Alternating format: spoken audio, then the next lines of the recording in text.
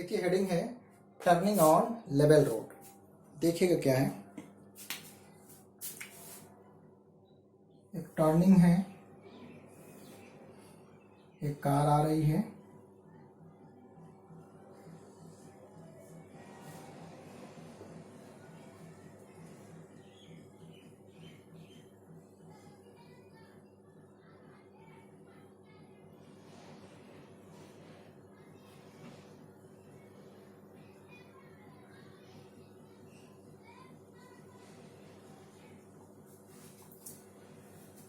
और ये car are radius के सर्कुलर पाथ पे टर्न ले रही है।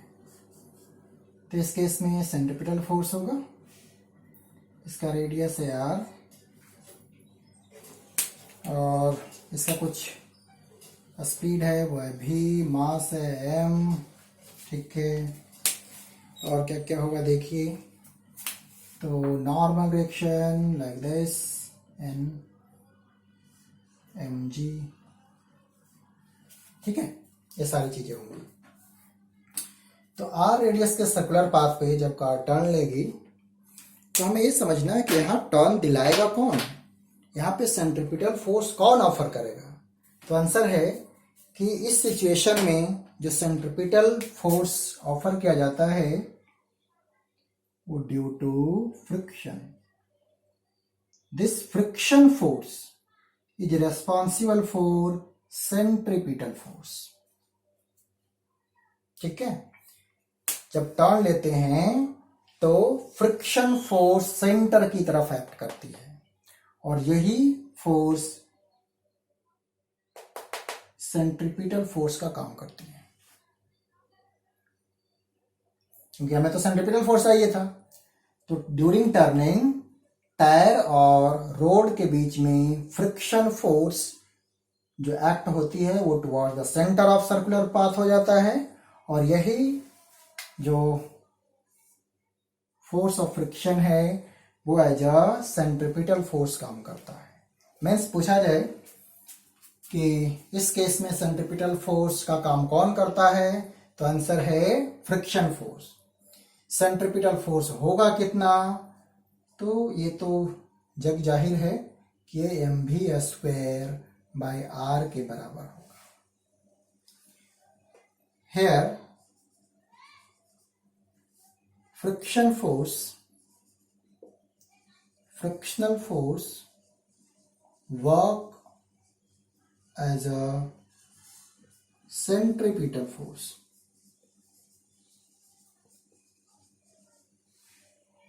Clear? Friction force work as a centripetal force. We know जो फ्रिक्शन फोर्स होगा वो less than equal to mu S N के बराबर होगा, ठीक है।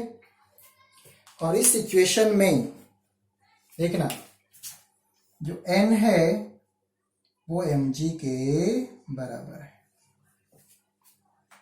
मीन्स जो फ्रिक्शन फोर्स है वो less than equal to mu S mg है, ठीक है।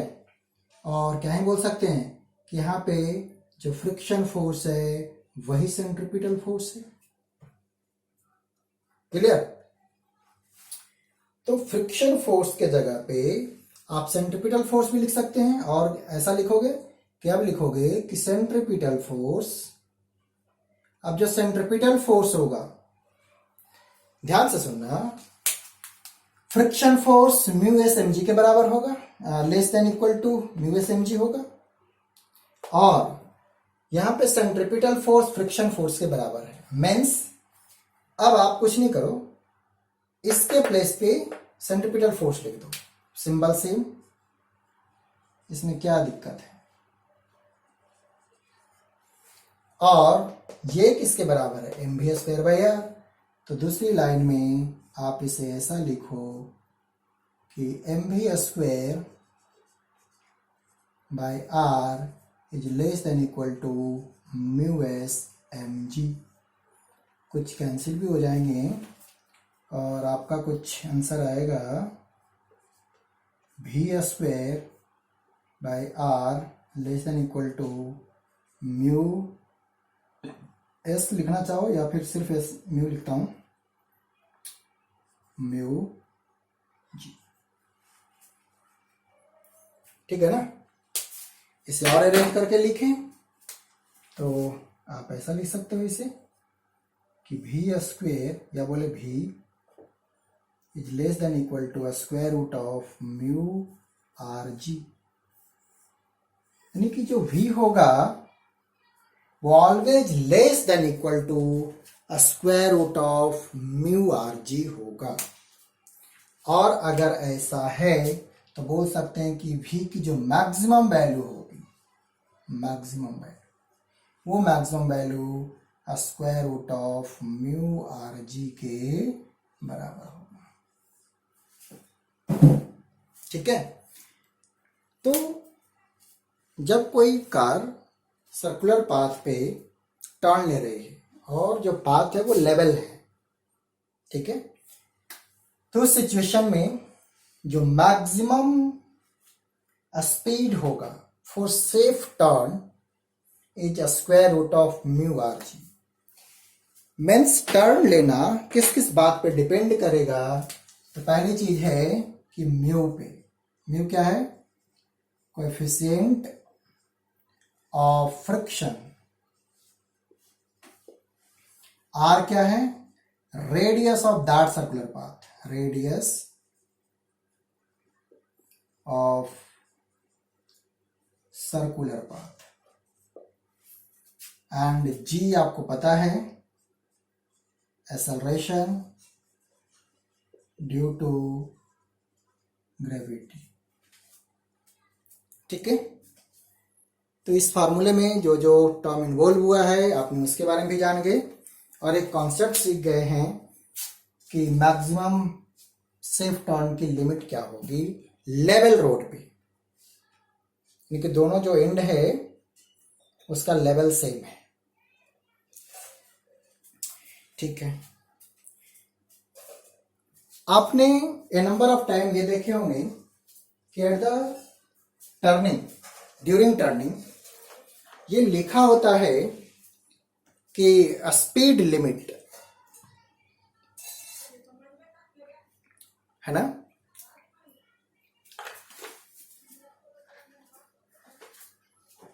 टर्निंग पे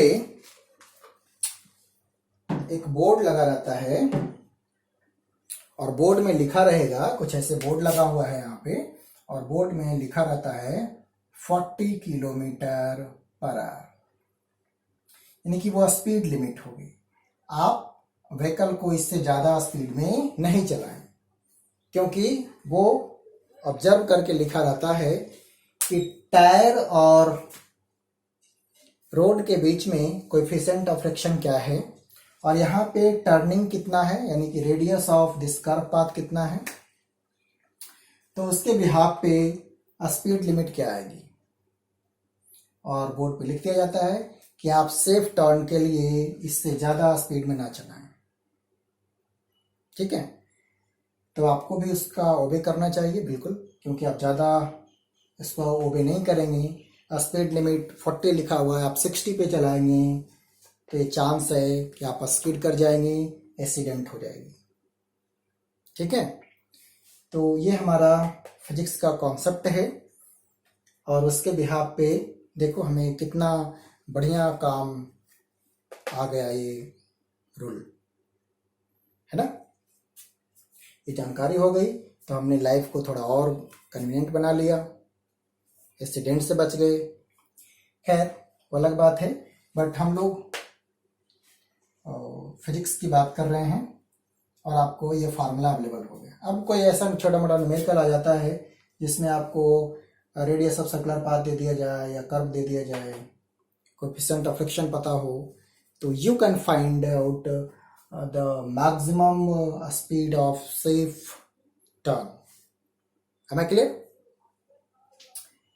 चलिए, बट एक और चीज मैं आपसे डिस्कस करता हूँ। ये तो बहुत ही आसान सा कॉन्सेप्ट है और आपको ये समझ भी आ गया होगा, मैंने फ्री बॉडी डायग्राम बना करके और सारी चीजें लिख दी है। कि क्या सेफ टर्न की वैल्यू बढ़ाई जा सकती है? तो आंसर है यस। ठीक है ना। और एक चीज, इसके लिए दूसरा रीजन,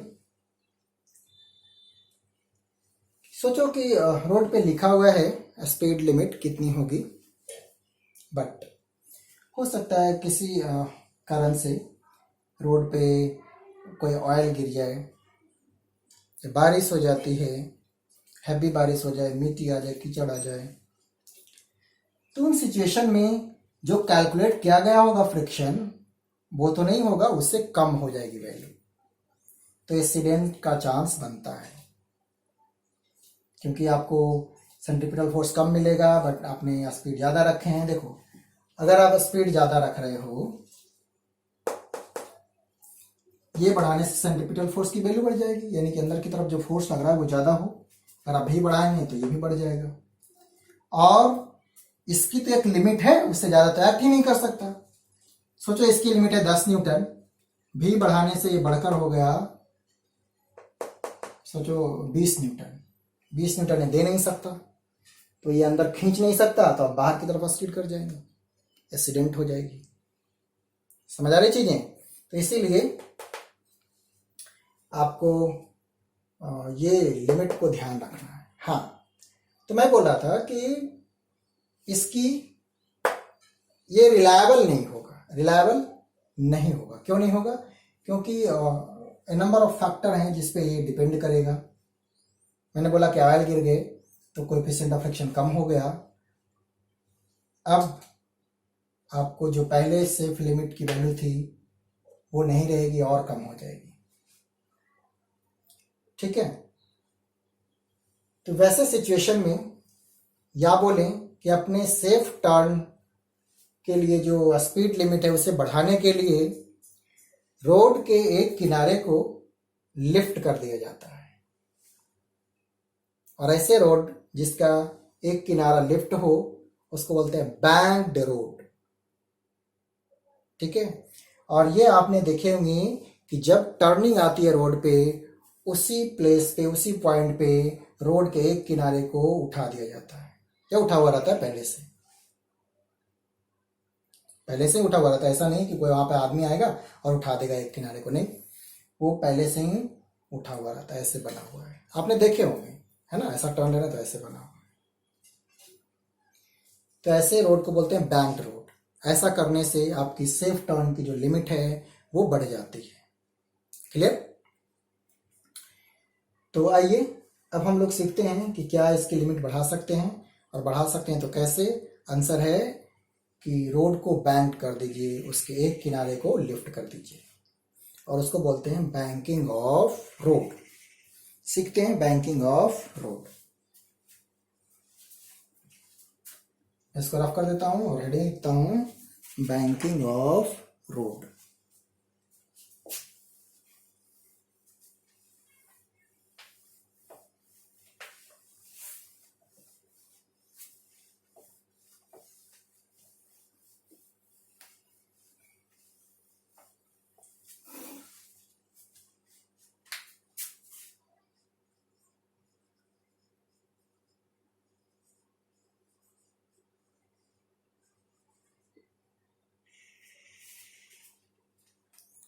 देखो, अब मैं रोड कुछ ऐसा बना रहा हूं,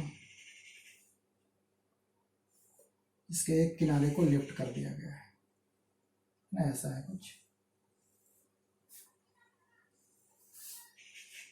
एक किनारा है वो लिफ्ट है। कितना लिफ्ट है मैंने कुछ इस तरह से फिगर में बनाया है। ये टर्न है,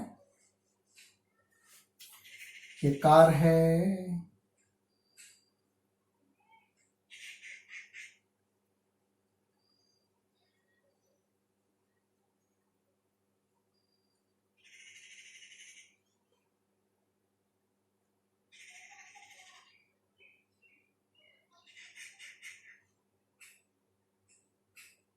ठीक है ना, कार है, जो भी हो, बट कुछ लग रहा है, हाँ ठीक है, कोई कार जा रही है।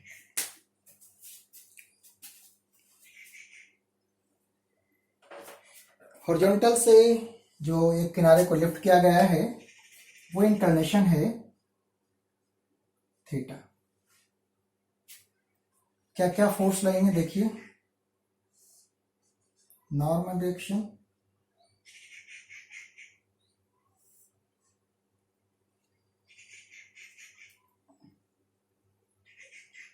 mg, और ये थीटा है तो जाहिर सी बात है ये भी थीटा होगा।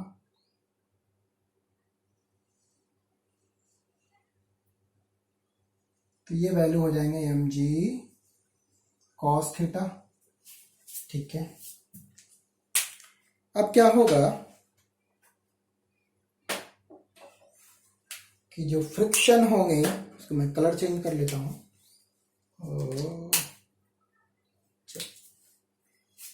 ऐसे एक्ट करेंगे।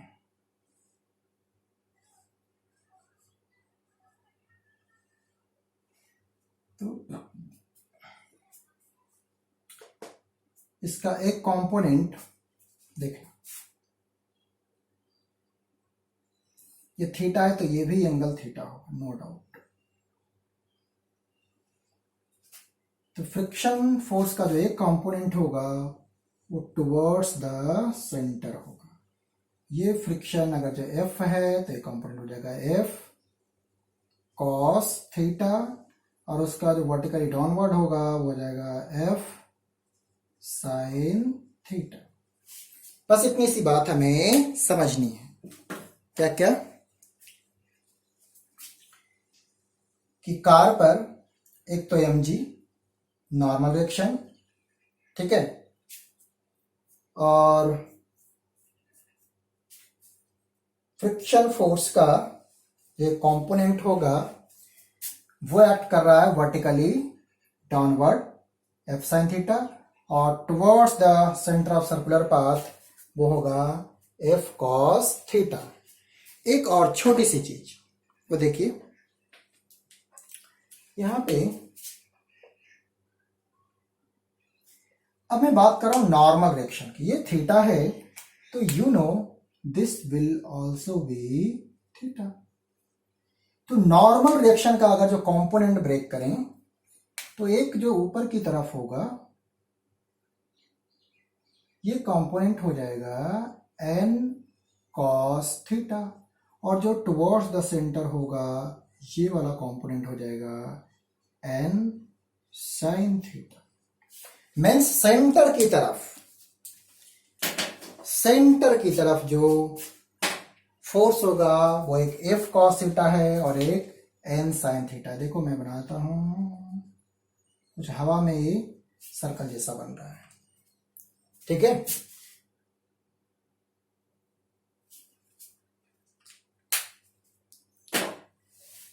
सुनना ध्यान से, m मास का कार है, mg नीचे की तरफ, नॉर्मल डायरेक्शन इस प्लेन पे परपेंडिकुलर, और इसके जो कंपोनेंट होंगे 1h mg cos थीटा, इधर की तरफ mg sin थीटा होगा ना, वो डाउनवर्ड की तरफ। बट हमें mg sin थीटा से भी कोई मतलब नहीं है। दूसरा जिससे मतलब है वो है फ्रिक्शन, वो इस तरह से लगेगा नीचे की तरफ, है ना, क्योंकि बाहर की तरफ जाना चाहता है तो फ्रिक्शन से रोकती है, वो नीचे की तरफ लगेगा। ठीक, फ्रिक्शन का हमने कंपोनेंट ब्रेक कर लिया, एक तो towards the centre of circular path और दूसरा वर्टिकली डाउनवर्ड। नॉर्मल डायरेक्शन का भी हमने कंपोनेंट ब्रेक कर लिए, ठीक है ना, एक vertically up n cos theta और दूसरा जो होगा towards the centre of circular path. हमने क्या ही यहां पे एज्यूम किए हैं कि r रेडियस का सर्कुलर पाथ है। मैं अगर यहां बना लूं कुछ, तो r रेडियस का सर्कुलर पाथ, m मास का ऑब्जेक्ट और v स्पीड से वो टर्न रही है ना, ऐसा कर दो ना, इसको इधर जा रही है, v स्पीड से टर्न ले रही है, ठीक है। ऐसे भी आ सकती है, ऐसा नहीं है। तो हमें अब बताना है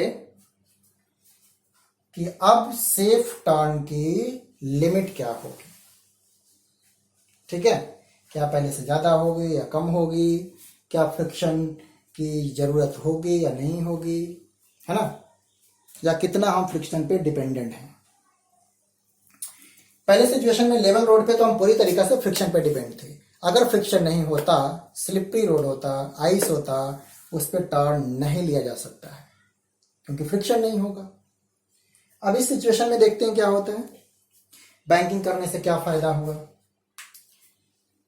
देखिए, for vertical direction, vertical direction क्या क्या चीजें हैं थोड़ा ध्यान से देखते हैं। वर्टिकल डायरेक्शन में n cos theta is equal to हो जाएगा, for vertical direction equilibrium n cos theta is equal to हो जाएगा f sin theta plus mg, या बोलें इसको ऐसे भी लिख सकते हैं कि n cos theta minus f sin theta is equal to mg। पहला इक्वेशन वर्टिकल डायरेक्शन में तो यही फोर्स है और तो कुछ दिख ही नहीं रहा है। देखो ना, vertically up n cos theta, down mg plus f sin theta, mg plus f sin theta. थोड़ा सा मैंने रीअरेंज कर लिया तो n cos theta minus f sin theta equal to mg हो गया। ओके, अब आप थोड़ा बात कीजिए हॉरिजॉन्टल डायरेक्शन की, है ना।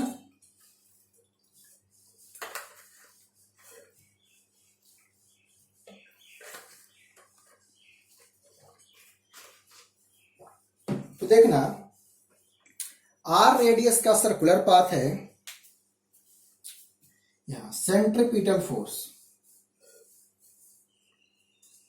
Fc जो होगा वो होगा mv² by r।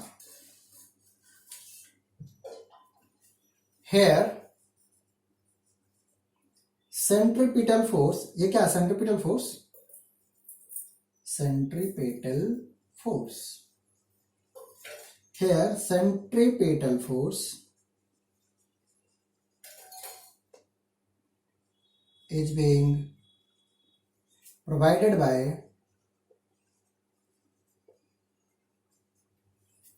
what, component of friction and normal reaction। Means यहां पे नॉर्मल रिएक्शन का भी कंपोनेंट सेंट्रीपिटल फोर्स में काम आ जाता है। तो जाहिर सी बात है कि जो सेंटर की तरफ लगने वाला फोर्स है, सेंट्रीपिटल फोर्स है, वो इस सिचुएशन में बढ़ रही है क्योंकि नॉर्मल रिएक्शन भी हेल्प कर रहा है उसे। तो सेंटर की तरफ लगने वाला अगर जब फोर्स बढ़ रहा है तो सेंट्रीपिटल एक्सेलरेशन बढ़ जाएगी, और सेंट्रीपिटल एक्सेलरेशन बढ़ने का मतलब है कि सेफ टर्न की जो स्पीड लिमिट है वो बढ़ जाएगी। सुनिएगा, here centripetal force is being provided by what, friction and, है ना, फ्रिक्शन एंड component of, वही provided by component of friction and normal reaction,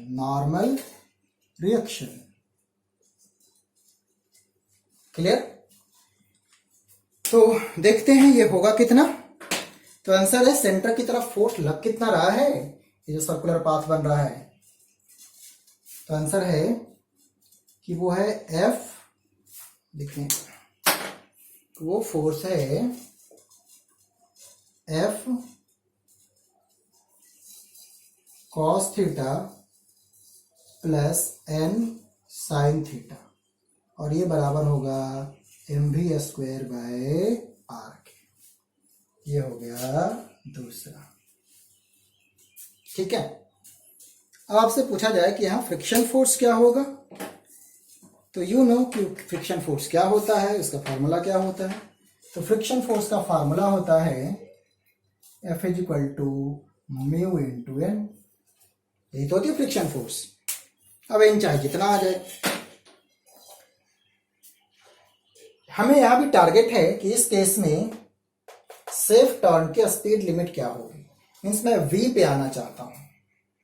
ठीक है, तो आइए फर्स्ट को या सेकेंड को डिवाइड करता हूं फर्स्ट से, यानी सेकेंड डिवाइडेड बाय फर्स्ट। आपको क्या मिलेगा? आपको मिलेगा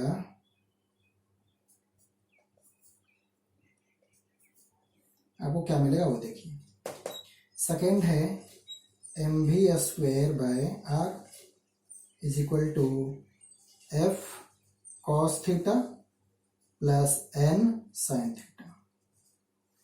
ठीक है,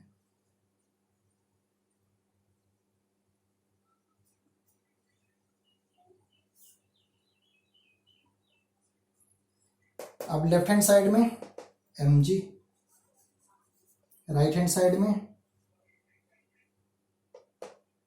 N cos theta minus F sine theta. ये हो गया डिवाइड। जब डिवाइड करते हैं एक इक्वेशन से दूसरे इक्वेशन को, तो एलएचएस वाले को एलएचएस से और आरएचएस वाले को आरएचएस से। ठीक है, मैंने डिवाइड कर दिया।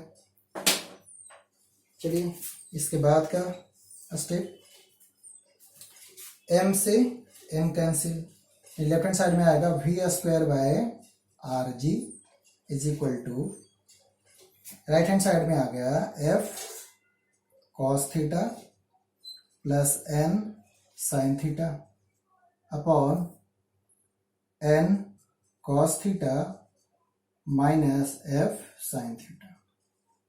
दूसरे स्टेप में मैंने एफ के प्लेस पे म्यू एन रख दिया। क्या आ जाएगा? Mu N cos theta plus N sine theta upon N cos theta minus mu N sine theta. ठीक है, अब देखो एन सब में है, एन को कैंसिल कर दो, तो अब आप ऐसा लिख सकते हैं दूसरी लाइन में कि V square by R G is equal to mu cos theta plus sine theta upon cos theta minus mu sine theta.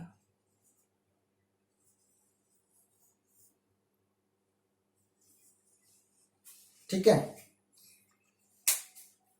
We square by R G is equal to mu cos theta plus sine theta upon cos theta minus mu sine theta. चलिए ये बिल्कुल mathematics है।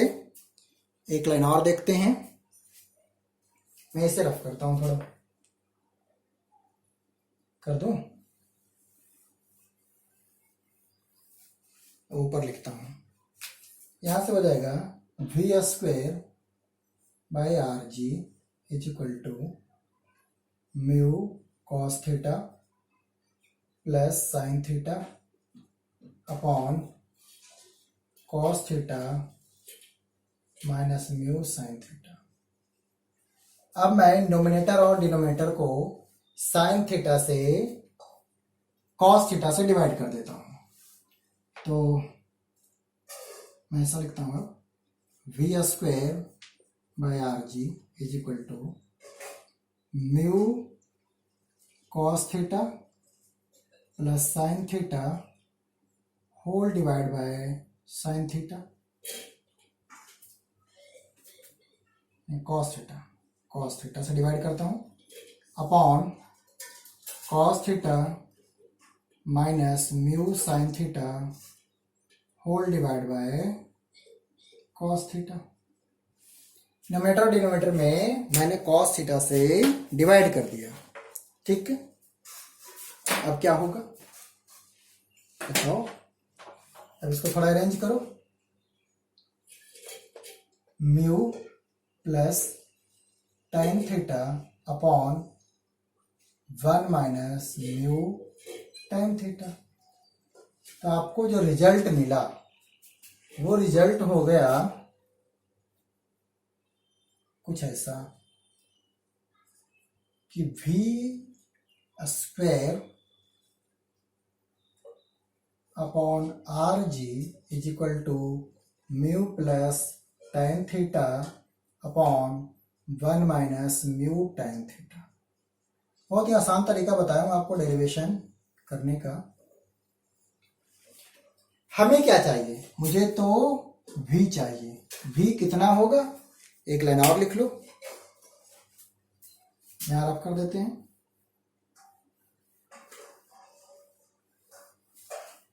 क्या हो गया एक लाइन कि v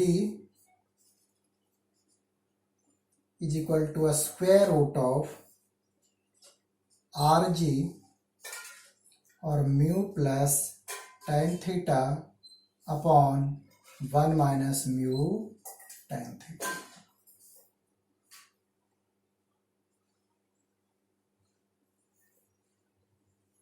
ये हो गया v मैक्स, यानी maximum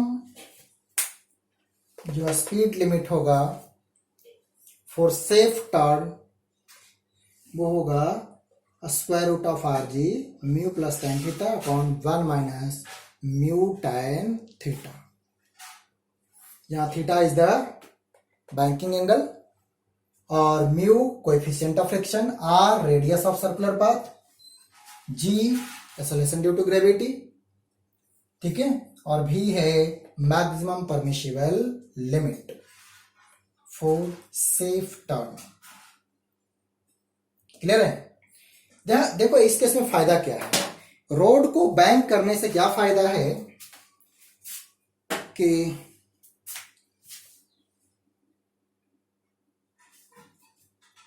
for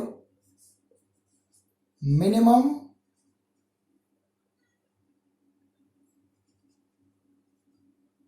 wear and tier क्या होगा उस केस में,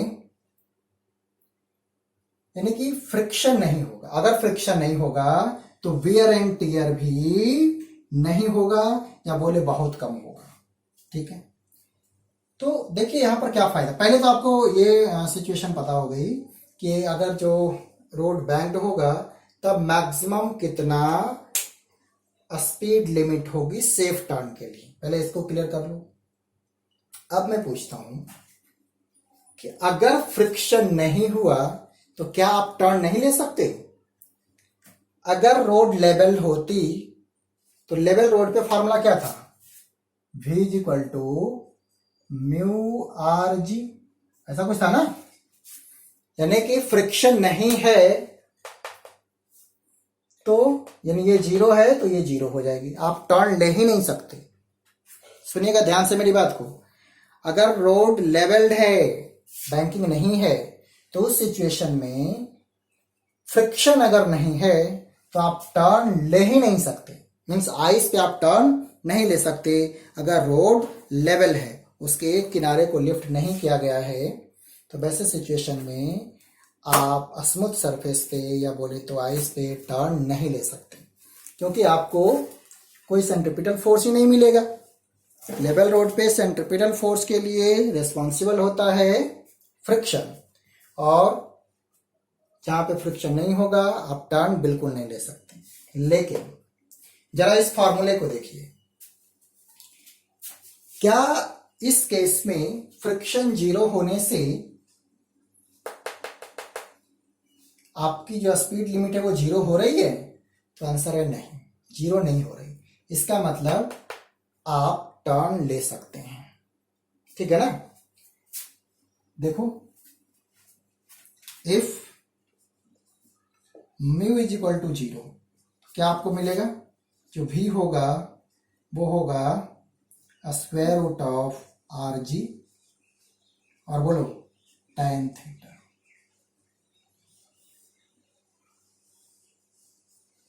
इसको बोलते हैं ऑप्टिमम स्पीड। ठीक है, क्या बोलते हैं? ऑप्टिमम स्पीड या बोलें कि इस केस में कोई वियर एंड टियर नहीं होगा, मीन्स रोड और टायर के बीच में कोई वियर एंड टियर नहीं होगा, टायर कम घिसेगा अगर आप इस स्पीड से चलते हैं तो। ठीक है, सुनना ध्यान से मेरी बात को, अगर आप इस स्पीड से चलेंगे तो टायर कम घिसेगा, बट आप अपनी स्पीड को इतना रख सकते हैं, लेकिन हाँ उसका कॉस्ट पे करना पड़ेगा कि वियर एंड टियर होगा। ज्यादा स्पीड से अगर जो टर्न लेंगे तो टायर घिस जाएगी, वियर एंड टियर होगा। ठीक है, बट हाँ आप घर जल्दी पहुंच जाएंगे, क्योंकि जहां जहां टर्निंग आएगा आपकी स्पीड कम नहीं करनी पड़ेगी, क्योंकि यहाँ पे सेफ टर्न की वैल्यू ज्यादा है। यहाँ पे आपको स्पीड कम करना पड़ रहा है, आपको फायदा है कि आपका टायर कम घिसेगा। क्लियर है, इसको बोलेंगे ऑप्टिमम स्पीड। ठीक है, ये क्या है, optimum speed, no wear and tear, optimum speed. यह maximum speed limit banked road पे। क्या फायदा मिला कि फ्रिक्शन नहीं भी होगा तो भी आप कम से कम इतना वेलोसिटी से तो टर्न ले ही सकते हैं। क्यों ले सकते हैं इस बार, तो इस बार हमें कौन हेल्प करेगा, नॉर्मल रिएक्शन का कंपोनेंट।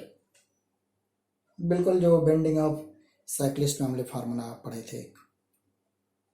ठीक है ना, तो इस बार आपको हेल्प करेगा नॉर्मल रिएक्शन का कंपोनेंट, यानी ये जीरो भी हो जाए तो भी सेंटर की तरफ तो एक फोर्स है ही, कौन है, इन साइन थीटा वाला। ठीक है, आई होप आप ये टॉपिक समझे होंगे कि क्या हमें इसमें सिखाया गया है। ठीक है, तो आपसे ऑप्टिमम स्पीड पूछा जाए तो ये फॉर्मूला अप्लाई करेंगे, और मैक्सिमम स्पीड लिमिट पूछा जाए यानी कि फ्रिक्शन भी है तो सिचुएशन में ये फार्मूला होगा। ठीक है, तो आई होप आपको ये समझ आया होगा, कुछ ज़्यादा लेंदी नहीं है आपको, बट एक बार प्रैक्टिस करनी पड़ेगी इसका फिगर बना करके। ठीक है ना, वो मैं ऐसे बता रहा था, हो सकता है आपको थोड़ी दिक्कत हो, तो मैं रोड ऐसे हो गई तो यहां से जो सर्कल बना ना कुछ ऐसे है, ये है रेडियस, और इसी डायरेक्शन में फोर्स का कंपोनेंट भी है। देखो नॉर्मल एक्शन कुछ ऐसे था, उसका एक कंपोनेंट ऐसा वाला आया इस प्लेन में। ठीक है, एक बार आप आराम से इसे समझो, और दिक्कत होती है तो हम बात करेंगे। चलिए, आई होप आपको ये कॉन्सेप्ट समझ आया होगा, और कुछ दिक्कत होती है तो हम लोग डिस्कस कर लेंगे। ठीक है, तो इसे रफ कर दिया जाता है।